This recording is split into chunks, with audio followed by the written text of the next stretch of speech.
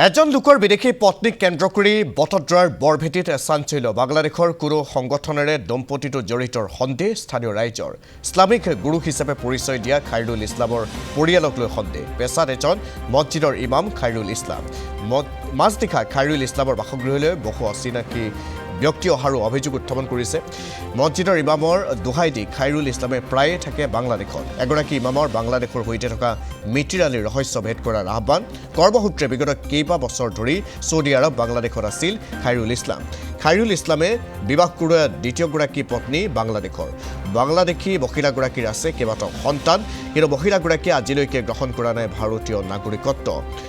নাগৰিকত্ব গ্ৰহণ নকৰাত সন্দেহৰ আৱৰ্তন মহিলাগৰাকী খাইৰুলে ভুৱা প্ৰমাণ পত্ৰৰে দ্বিতীয় পত্নীৰ সন্তানৰ নাম পঞ্জীয়ন কৰাৰ সন্দেহ কৰিছে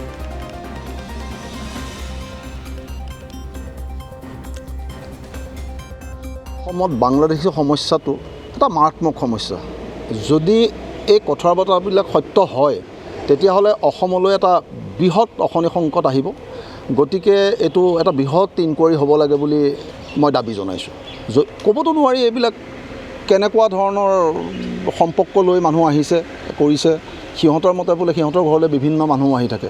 গতিকে আমাৰ জনসংখ্যা বিস্ফোৰণটো বাংলাদেশীয় মূলৰ এনেই বেছি তাতে আজি বাংলাদেশ আমাৰ ভাৰতবৰ্ষৰ এক বিপৰীতপন্থী ফালে গুচি গৈছে শেখ হাছিনাৰ পিছতেই